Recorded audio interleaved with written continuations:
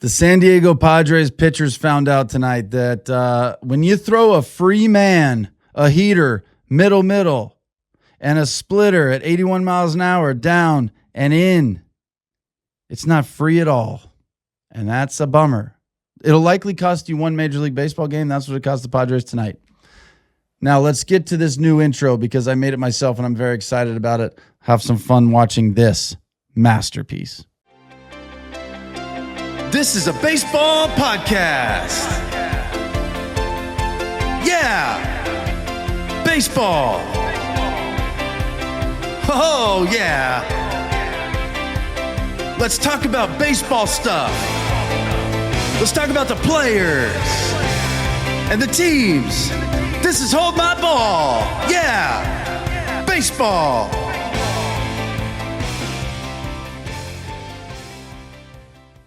All right. Today we're starting with our sponsors because I'm going to be honest with you guys. I usually forget to do this every episode. Slab Dynasty, my favorite place to rip cards. I'm going to rip one right now. All you got to do is just comment Slab Dynasty in the comments. Last time I did this, I ripped a $2,300 Wembiana card and everybody was like staged, fake, blah, blah, blah. It wasn't. So I already set this up. I'm ready to go. I just bought a pack. I'm waiting here. I'm going to tap this. I'm going to open it. And I'm going to let you guys see it before I even see it, just so you know it's all real. And then you comment and you get to do this on your own. We'll pick a couple people. We'll give you an account and you can make your own account and we'll give you a free pack to rip. Here we go.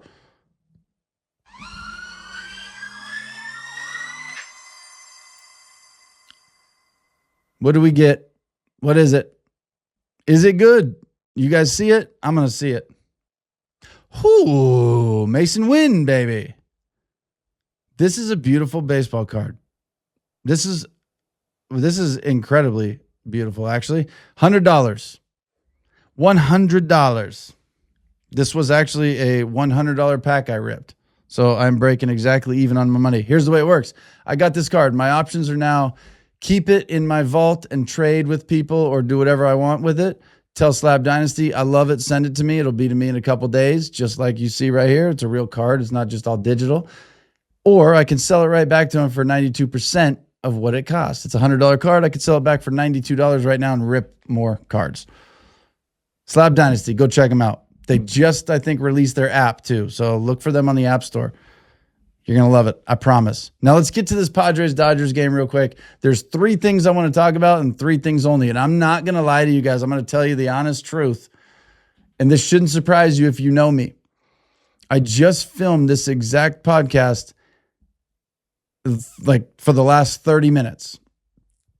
And then I hit my computer. I said, stop recording my voice. It said, okie dokie.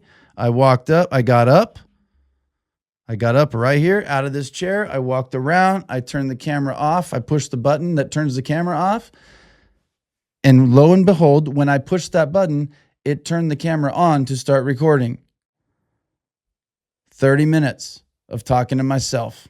So now I'm redoing the exact same episode. It's not going to be 30 minutes though. And I'm not totally disappointed because I rambled a lot in the first one. And I realize I've started rambling a lot in this one already, and I haven't even got to any baseball stuff. But we did rip a beautiful Mason Wynn card with my friends at Slab Dynasty, and now I'm getting to the show. 3 things that honestly, this just pissed me off. This game irritated me. 3 things that, and one thing the Dodgers did, and 2 things the Padres did, and they bother me. So I'm going to talk about it. Dodgers get an early lead thanks to Freddie. 96 mile an hour heater. He goes, thank you. I'll put that in the left field stands for an Oppo Taco bomb. 2 RBIs. Ohtani was on base. Hot start. 2-0, top of the first. Rolling in. Now it's like, hey, you got a lead. Just go out there and pitch, baby.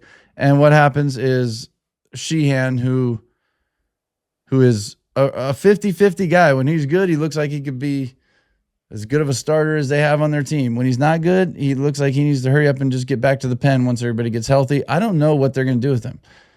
And I say back to the pen. I don't even know if he came from the bullpen. Is he a starter? I don't know. Whatever. It doesn't matter. I think he's going to end up in the bullpen for the Dodgers in the long run.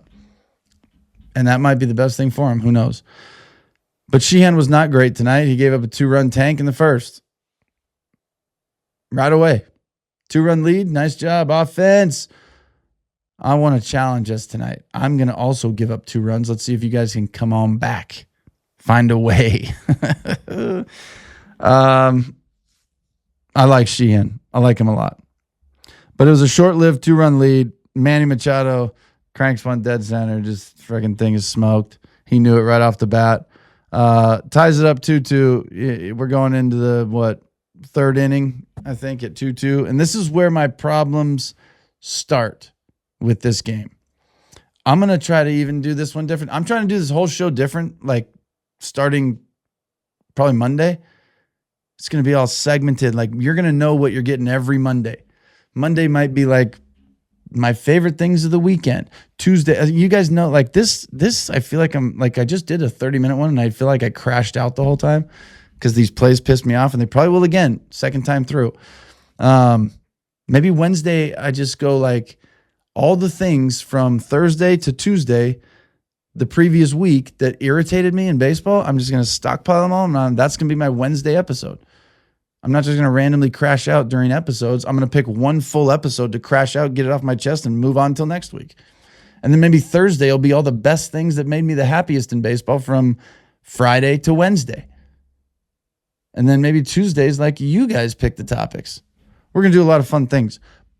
I don't want to be in the same space as everyone else, doing the same thing as everyone else. There's a million baseball podcasts. There's a million podcasts. There's a way out there somehow to do it differently, and I'm going to do that.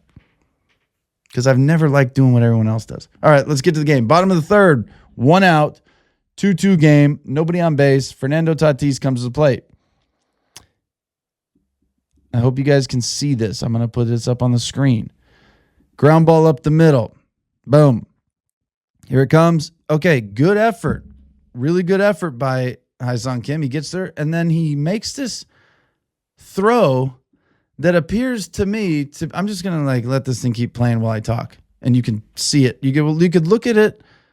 I'm going to let this video just play the whole time I'm talking over and over again about it. And you guys can watch as you please. I think he goes to this ball 100%. He gets there and then he just throws this, like, it looks like 70% at best. He throws this ball over to first base. Umpire's like, you're out. Padres are like, whoa. I don't think so. Tatis is like, come on now, I'm safe. And the people up in the booth are like, yeah, he's safe. The umpires come down. They're like, yep, he's safe. My problem with this is he was safe by this much. If you put any more of a percentage, any more mustard, any more juice, any more oomph, any more gusto on this throw, he's out. He's out. And now your pitcher is one pitch away from escaping he's 1 out away from escaping the 3rd inning with 0 runs, which means I gave up a 2-run first inning, not ideal. And now I bounce back with 2 zeros and I'm a whole different pitcher than I was 30 minutes ago because that's the way this game works. If you're going to bounce back from a bad start, you got to do it right away. And that's what Sheehan was doing. This was a tough play, don't get me wrong, but I'm 100% convinced if he throws it hard, he's out at first base. And the reason this is so irritating is because the next batter hits a 2-run bomb. And now it's 4-2 Padres, where he should have just been out, which to me is a little bothersome. Just kind of bothers me. So, and the reason it bothers me is because most people be like, well, yeah, it would have just been a solo shot.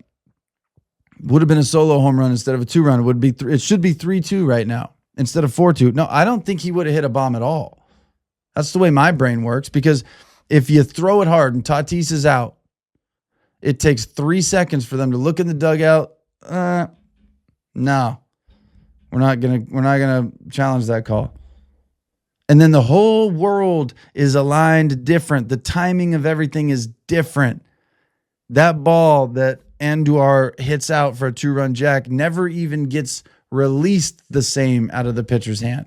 Sheehan doesn't walk around as much as he did when he's waiting for the timeout and he's waiting to see what happened. He gets back up on the mound. His feet are a little different. He's this much further over, or he releases that ball, or he just whatever. Everything's different. So I'm not just thinking, oh, it should be 3-2. I'm thinking they should be out of the inning because I don't think Andujar hits a home run at all. I think, in fact, Ha-Seong Kim was always going to throw this ball at 65, 70% so that it would line up to where Andujar always hits this home run. And then everything that followed in this game was a direct result of everything that happened in this game. That's the way I look at things. I know it sounds crazy, but this irritated me because he had an out for his pitcher and he just flipped one over there nice and soft. And it wasn't long ago that we watched friggin' what's his name? Center fielder Pages pick a ball up on the warning track and give him like a Derek Jeter throw. Ha-Seong Kim's playing short. He catches this thing and throws an absolute missile to home. Nails a runner at the plate. One of the most beautiful relays you'll ever see. So we know Ha-Seong Kim's got the arm. I don't know what this was other than a 2-run throwing error, if you ask me. All right, fast forward. We're going to go to the top of the ninth. 4-4 ball game. Freddie Freeman goes another tank for a run.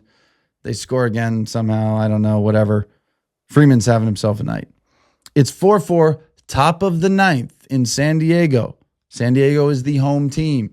So it's 4-4, top 9, and here comes Mason Miller after throwing, I think, 25, let's just call it right around 25, pitches last night. And these were not just like 25 pitches. These were 25 high-stress pitches. And if you're not like big on baseball and all that, like that's very different than throwing like 30 pitches over 2 good, clean innings. Maybe you threw 14 pitches in the first inning and 16 in the second and you're at 30. That's not terrible. That's nice. And you don't have any base runners or traffic. You just maybe you gave up 1 hit. You got a guy to ground into a double play. You walked a guy, you struck a dude out. And then the inning before you went pop up, ground out, ground out. Like that's not stressful innings. Those aren't stressful pitches. Last night, Mason Miller goes 9 straight balls in a 1-run game to walk the first 2 guys he sees, and then he works himself out of the jam. Every single pitch he threw was high stress. So this is the best pitcher in all of baseball, the best closer in all of baseball. I'm not throwing him, period, tonight after that last night. Because if the Padres lose him due to any kind of injury, they're screwed. They're just screwed. They have a +8 run differential with their record. Without Mason Miller, who was 15 for 15 on saves, that +8 run differential is lower, number one, and their record is not, it's just not where, it's not anywhere where it needs to be. Where it is now. I'm telling you that right now. So I'm not throwing Mason Miller tonight. You know what? Hey, Dodgers can have one in June. If our bullpen can't figure it out, then that's on them. We're going to need him anyways. We're not riding Mason Miller every time the starter comes out for 3 innings. We need our bullpen. I'm throwing him tonight. I'm keeping Mason Miller out of there. His slider was garbage tonight. He looked like a guy who threw last night and threw a lot of high-stress pitches. He didn't look great. But that's not my problem. And my problem with this is why are we pitching him in the 9th in a tie game? Mason Miller is the reaper, which means he shows up when the other team, when it's time to put him to bed. Hey, you guys are dead. You're pretty much dead. Here comes the reaper to let you know it's over. That's why you bring Mason Miller in the game. Your team has a lead in the 9th or 10th or 11th or whatever it is, and he's coming in to let the other team know you could pack your shit up and go home. The reaper's here. It's over.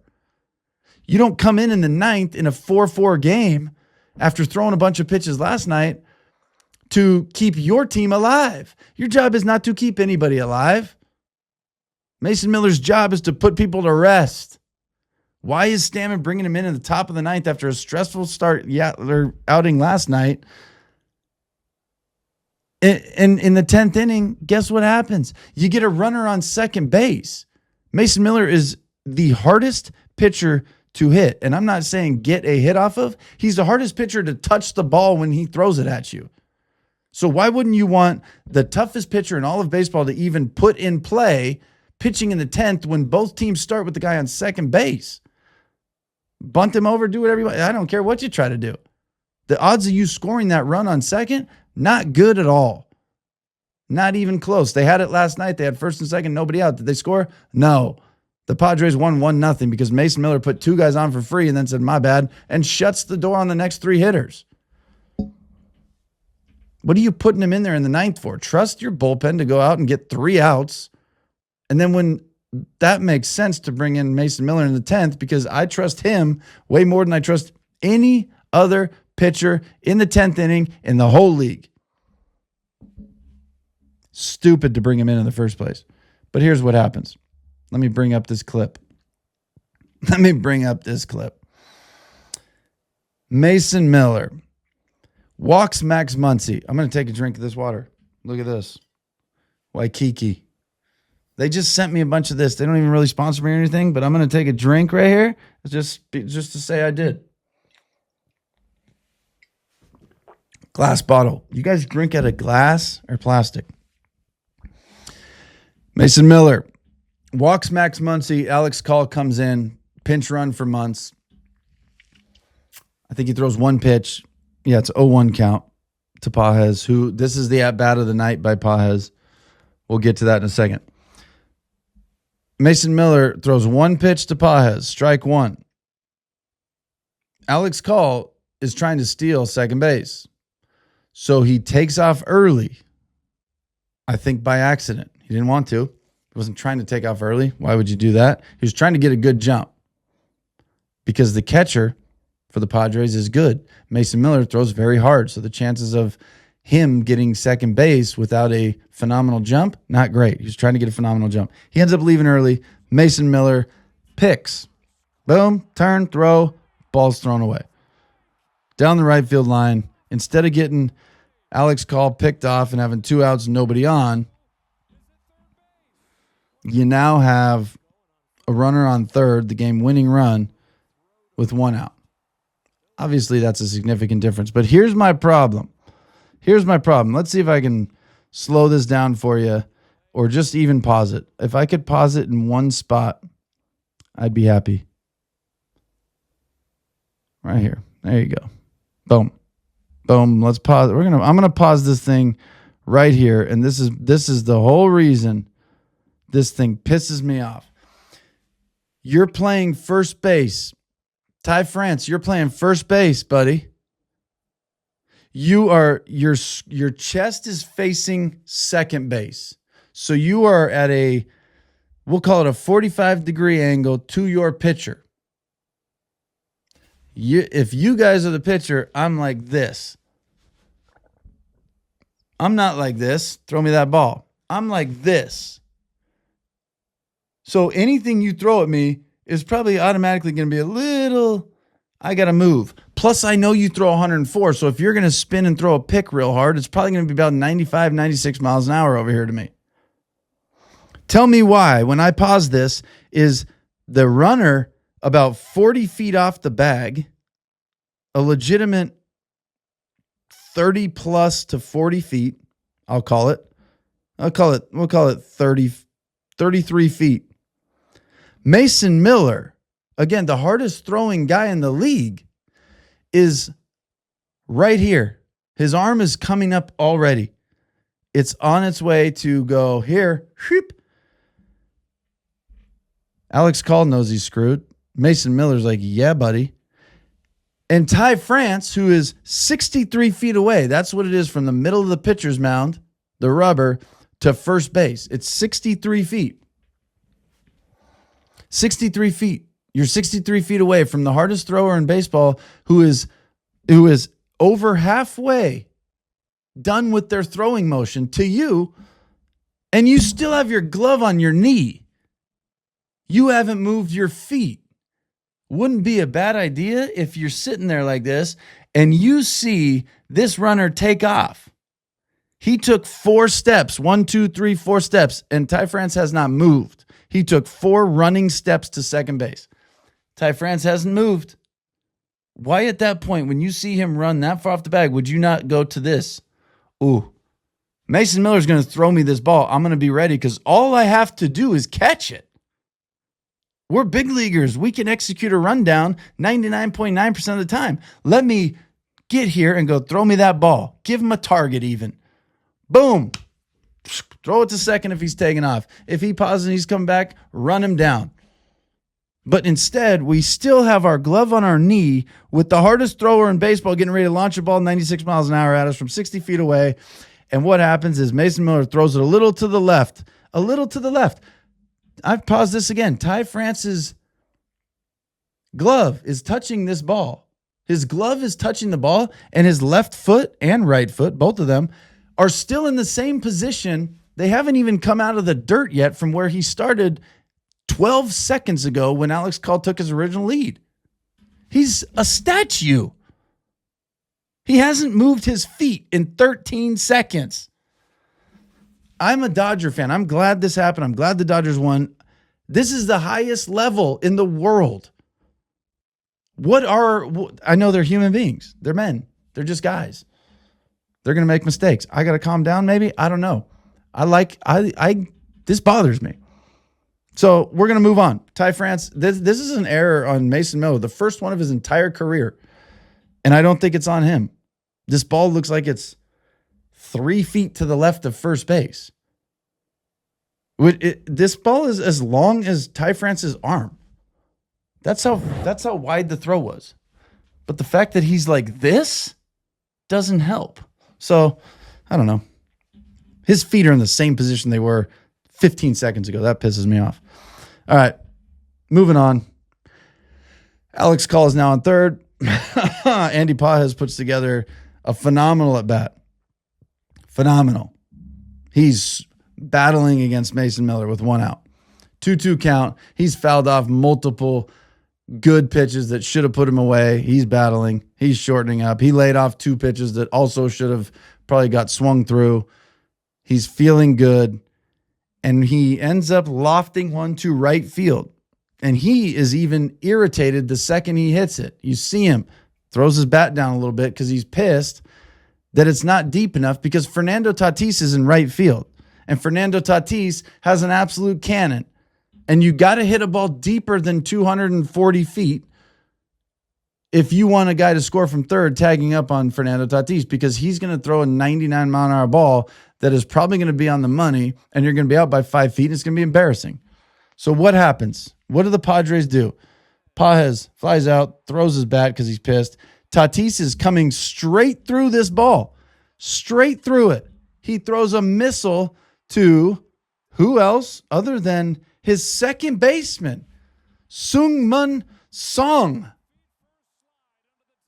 Tatis, Fernando Tatis, one of the best arms in the outfield in all the league, caught a ball 240 feet away from home plate, and he threw it to his second baseman, who just got in the game, by the way, and took Tatis's spot at second base. So now Tatis is in right field for the first time all night.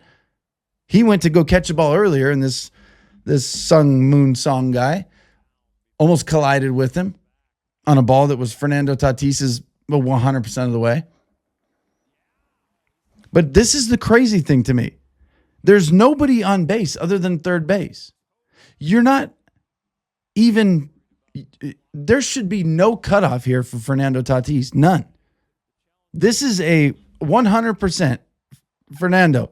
If this ball is short enough, we're getting the hell out of your way. The first baseman who's supposed to jump in, drop back, and be the cutoff, he should go into foul territory, and so that when Fernando Tatis and the second baseman should run to second base. So when Fernando Tatis stops looking up and catches his ball, he sees nothing but his catcher like this. Come on, baby. Hose his ass.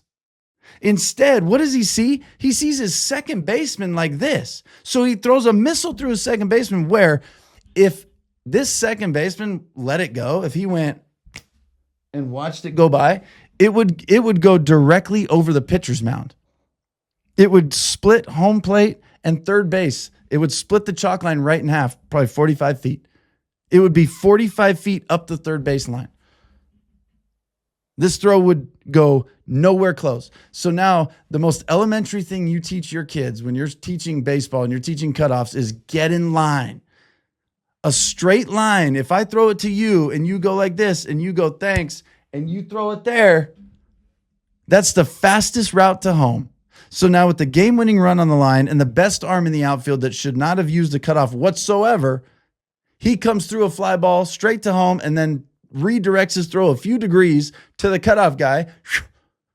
So they can throw now like this. Boom, boom, to home. And what happens? Alex Call is safe by this much. They had to review it.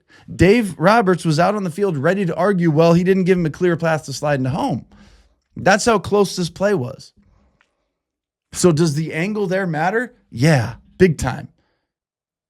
Your best athlete, for some odd reason on this play, decided he needed to throw it to the second baseman, who for some unbelievable reason thought, I also need to throw it. I need to get in line and be the cutoff man. What is this? Why? Look at this. This is my favorite part about this. I'm going to see if I can pause it on this. Mookie Betts, look at him. Mookie Betts is laughing hysterically because I guarantee the second this ball was hit, they were like, damn, he's got to stay at third. He's going to get hosed. And then they probably saw him run and were like, oh no. And then Fernando let it loose. And they probably watched, I got to read his name every time I say it, Seung-Min Song.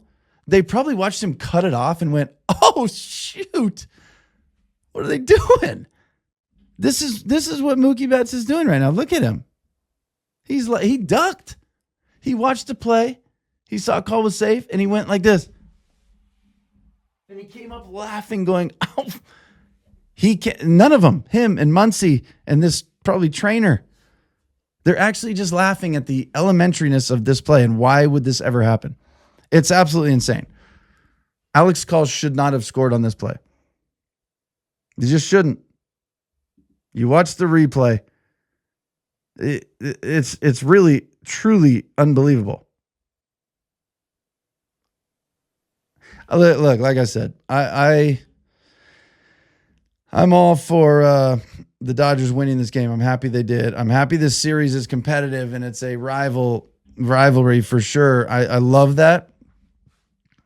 But what is this? What is this kind of baseball? I hate seeing bad baseball at the highest level in the world. And that's it. That's all I got on this. Mason Miller gets his first error of his career. He gets his first loss of the season, 15 straight, loses it on this. Will Klein comes in the ninth, goes 1-2-3 for his first save of his career. Good chance I made that up because I think I heard somebody say it like an hour ago. So don't take everything I say like it's gold. I'm not telling you anything that I don't think is the truth. But sometimes I'm just wrong. I'm just wrong sometimes. And if you let me know in the comments, great. All right. Well, I was going to make this one shorter because I just went on a 30-minute rant for the first episode, and then I went over and went to go turn the camera off, and I turned it on instead, and I was all pissed off. And I'm like, whatever. I think that was too long anyways. Let me shorten this one up. I think it's longer. Ranting twice about the same exact thing, a half hour a piece, like twice right in a row, is crazy. All right. Well, I hope you guys are driving to work. I hope you guys are hanging out. I hope you guys are enjoying Wednesday. I know I am.